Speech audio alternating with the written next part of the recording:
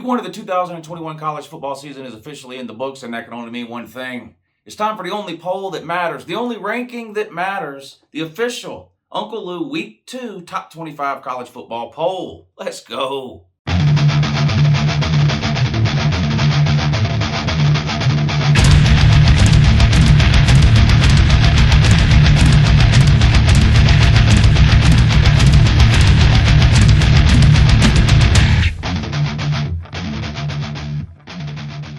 All right, before we get started on this week's poll, of course, I'm going to show you last week's top 10, which was really my preseason top 10. I put out a couple of preseason polls. This was my most recent top 10 anyway. We'll start with that. The top 10 had Notre Dame at 10, Texas A&M at 9, Cincinnati at 8, North Carolina at 7, Iowa State at 6, Ohio State at 5, Georgia 4, Clemson 3, Bama 2, and Oklahoma 1. That was a poll I did even before week 0. So this is really the first poll I've done, or it's not a poll because it's just me. This is the first ranking that I will have done since any games were played at all. So that was my top 10 preseason. Here we go. Let's get started with week 2. If you're new to the Uncle Lou top 25 or the top 10, it'll only take just a second to explain to you how I do it.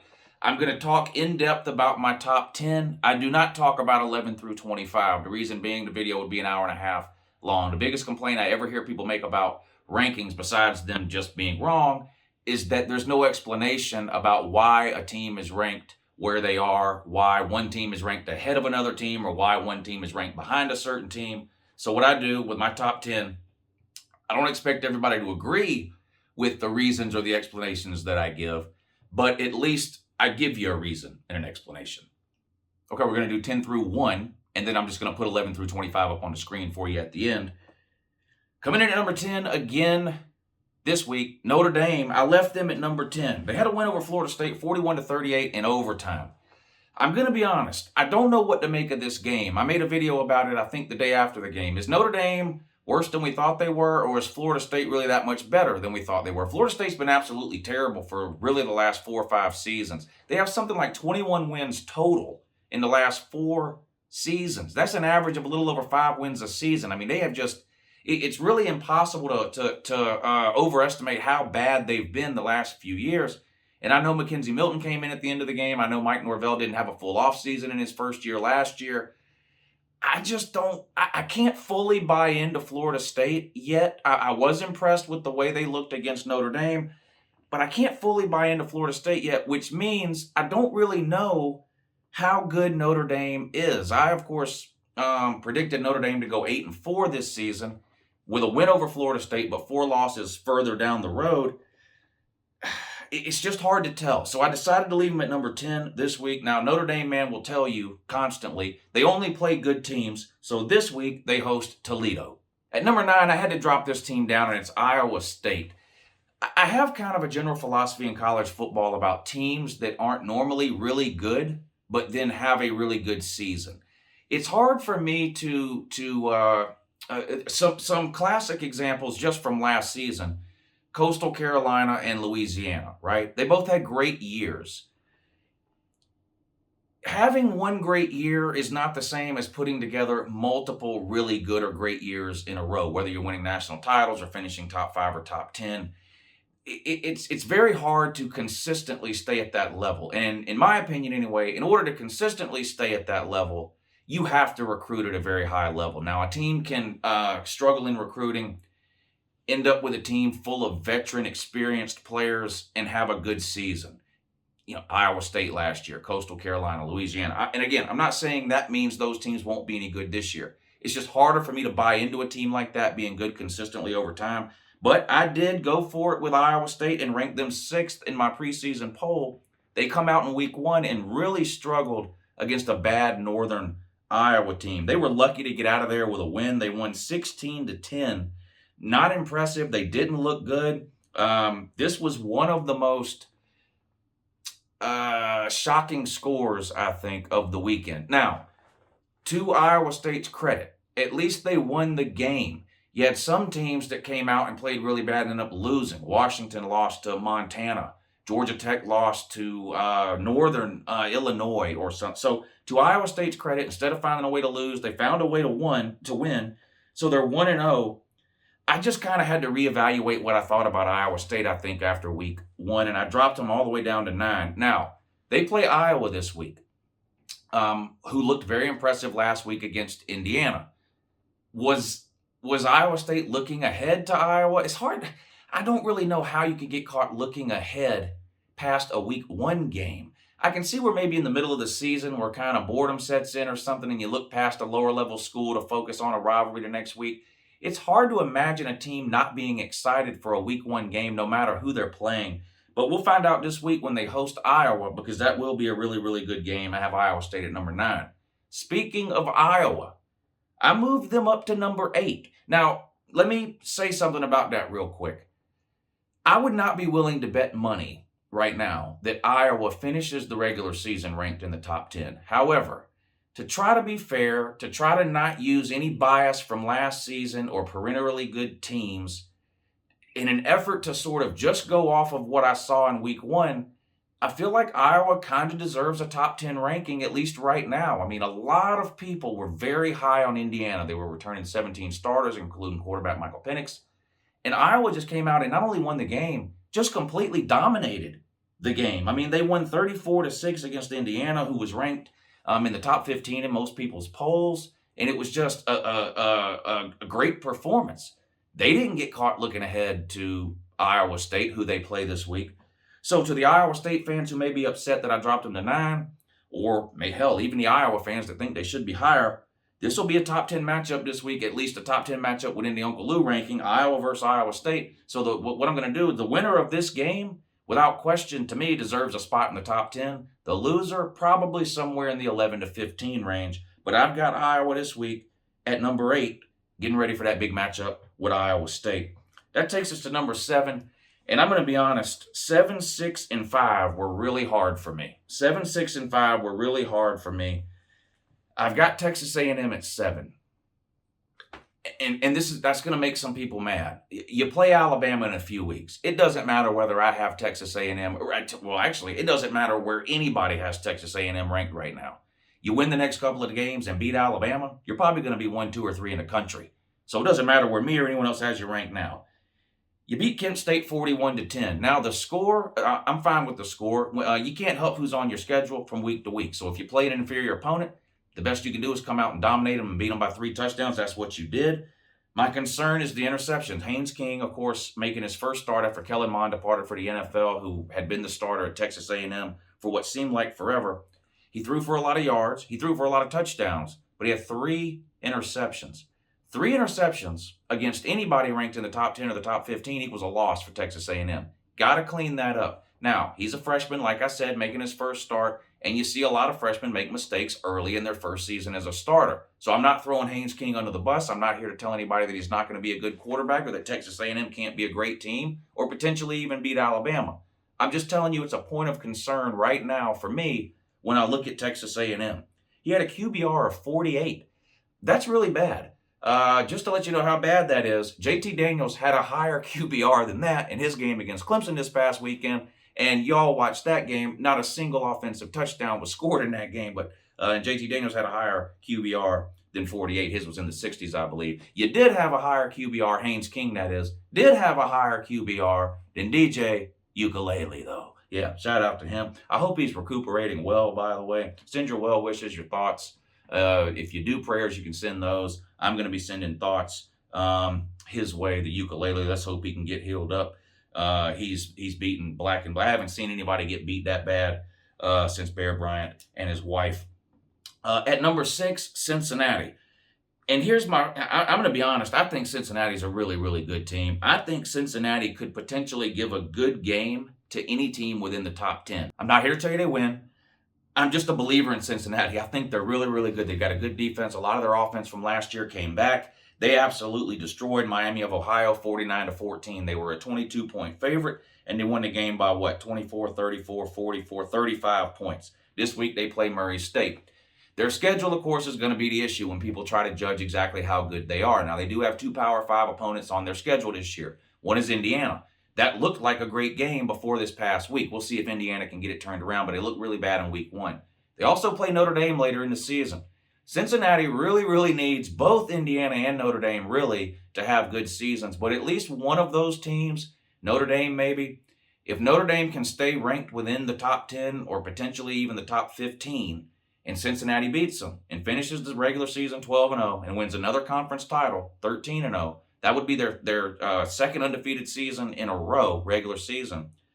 It's possible Cincinnati finds their way into the playoffs. Now, of course, it's going to depend what happens in all the other conferences, and it's way too early to predict that. But my point is, I don't think Cincinnati is a fluke team. I think they're really good. I've got them at number 6, and I put Oklahoma at number 5. And this is where I had trouble. I had trouble with 5, 6, and 7. I don't have any problem with Texas A&M being 5th. I don't have a problem with Cincinnati being 5th. And I obviously don't have a problem with OU being 5th. I think you could put these 3 teams that I have at 5, 6, and 7. I think you can put them in any order you want and make a justification for why you have them there. Oklahoma, I fell for it. All offseason, I hyped up Oklahoma and their defense in particular. I said, they played better last year. They've got a lot coming back. Alex Grinch returns as defensive coordinator. This could be the best Oklahoma defense in the playoff era. And if you look at Oklahoma in the playoff era, they have an amazing offense every single year. Top 5 every single year. It's the defense that's been holding them back. This is the year I think Oklahoma could potentially win a playoff game and challenge for a national title. They come out right on cue in week 1 and look just like they did in 2017 and 2018. Can't do simple things like tackle. The second touchdown run that Tulane had, it looked just like every single defensive play I saw them run in the 2017 Rose Bowl. About 5 Oklahoma players just slid right off the running back, and he ran into the end zone, no problem. They tightened up in the second quarter. Oklahoma played amazing in the second quarter, got out to a huge lead. And then in the second half, they just completely disappeared again. The offense didn't do anything. The defense forgot how to tackle again. It's the same old bad habits defensively for Oklahoma that keep popping up. Forgetting how to tackle, not basic fundamentals out the window, and letting a team come back from a huge deficit to potentially win the game. And Oklahoma dodged a bullet. Tulane had the ball at the end of this game on a 4th and 13. The quarterback took off running, gained 12.5 yards on 4th and 13. If he gets the first down, does Tulane go on to win the game? Who knows? We'll never know. But there would have been a lot of momentum there behind Tulane had he picked up that first down. Half a yard short, Oklahoma gets the ball, basically takes a knee, and game over. Oklahoma very lucky to escape against Tulane 40-35. And there was so much working against Tulane in this game. The game was supposed to be played at Tulane. It had to be moved to Norman, Oklahoma because of the hurricane. So you had Tulane displaced because of Hurricane Ida. You had all the concerns and the issues that go along with that. 90% of Tulane's players are from the state of Louisiana. They have families who are back home without power, without houses in some cases. There was a lot working against Tulane, and all they did was roll into Norman, Oklahoma and give Oklahoma everything they could handle. So I'm back to having some questions and concerns about Oklahoma. Now, I'm not here to overreact, at least not to a big degree. I think it's okay to be concerned about Oklahoma's defense. It was week 1. The potential exists for Oklahoma to get better. We'll see. Was it a fluke? Did Oklahoma's defense just have a bad game? I don't know. We'll see. They've got Nebraska coming up in a couple of weeks. Of course, they've got a big game against Iowa State. They've got the Red River Shootout that they play every year against Texas. We'll see. They're going to have to get that defense cleaned up, though, if Oklahoma wants to go undefeated in the regular season. That defense I saw on Saturday will cost Oklahoma 1, maybe 2 games this season. Got to get that cleaned up, but I've got them at 5. And then it's time for the top 4. And look, I left Clemson in the top 4. It was an ugly game, a defensive game. Not a single offensive touchdown was scored. Georgia scored a defensive touchdown, and each team kicked a field goal. It's hard to, Georgia's ranked 2 in every single poll, including my own. Here's the top 4, Clemson 4, Ohio State 3, Georgia 2, Bama 1. If you have a matchup between 2 top 4 or 2 top 5 teams, and it comes down to the wire, and it's a close game, 3 points, 6 points, 7 points, I don't really see the point in dropping the losing team all that far. Does anybody think Iowa is better than Clemson? Anybody think Iowa State's better than Clemson? What about Notre Dame? What about Texas A&M? I don't know. Clemson fans seem to be a little bit worried about their offense. I happen to think Georgia's defense was just that good. I don't really have any concerns about Clemson the rest of the year. I think they'll score 40 points a game the rest of the way, blow out almost everybody they play within the ACC and the remainder of their non-con. I think they'll finish the regular season 11-1, roll into Charlotte, North Carolina for the ACC title game and probably win. And they're going to be sitting there at the end of the year at 12-1 with an ACC title. I think Clemson's a really good team. I've got them at 4. They play South Carolina State this coming week. Oklahoma plays Western Carolina, by the way. Cincinnati plays Murray State, and Texas A&M plays Colorado. I think I forgot to mention that. Number 3, Ohio State. Started off rough. It was a weekday game on the road, a conference game at a very well-coached Minnesota team, P.J. Fleck. Clearly, Ohio State has way more talent than Minnesota, and that bore out in the end. And Ohio State was able to get the win, 45-31. They were favored by 13.5 points. They won by 14. So they pretty much met expectations in this game. C.J. Stroud making his first start after Justin Fields departs for the NFL after last year. And he did what you pretty much think a freshman quarterback would do. A little bit like Haynes King. A little bit shaky, made some mistakes, also made some really good plays. And, you watched him do some things and you said, okay, I see why they named him the starter. Similar thing with Haynes King at Texas A&M. Pulled away in the end, 145-31. Now they play Oregon this coming week. And Oregon's not in the top 10, so I'm not going to talk that much about them. But another disappointing team. Oregon better hope they were looking ahead to the Ohio State game this coming week, because they looked not good against Fresno State. I know Fresno State's not a terrible team, but Oregon should be beating teams like Fresno State by 2 and 3 touchdowns in their sleep. They won 31-24 by 7 points. They better get a whole lot better between week 1 and week 2, or Ohio State's going to run them out of the building in Columbus this coming Saturday. That, of course, probably the biggest game of the weekend coming up here in week 2. And then at number 2, I've got UGA. Georgia and Clemson were both ranked in the top 5 in every single preseason poll on planet Earth. There wasn't a single poll anywhere by anybody that had either one of those teams ranked anywhere outside of the top 5. Week 1, a matchup of 2 top 5 teams. I think the winner of that game deserves a very high ranking. And if it weren't for the fact that Alabama absolutely drugged Miami up and down the field for 4 full quarters and clearly looked like the best team in college football, you could make an argument for UJ being number 1 based off of just having the biggest win of the weekend. However, if you watched the Georgia and the Alabama game, it's pretty obvious that right now Bama is a better team. I think Bama deserves the number 1 ranking, and that's where I have them. Georgia hosts UAB this week. They got to get some players back and healthy on offense. Georgia's not going to survive the course of the season playing the same type of game plan they played against Clemson. Now, to Kirby Smart's credit, it worked, and he outcoached Dabo Swinney, period. So people can say whatever they want about Kirby. He's a terrible coach. He's whatever. He outcoached Dabo Swinney. Georgia was missing his top 4 pass catchers in this game. Every single player that caught a pass for Georgia, with the exception of 1, was either a freshman or a redshirt freshman. There was people out there who under normal circumstances would never see the field. Ladd McConkey, for example. Brock Bowers, true freshman tight end.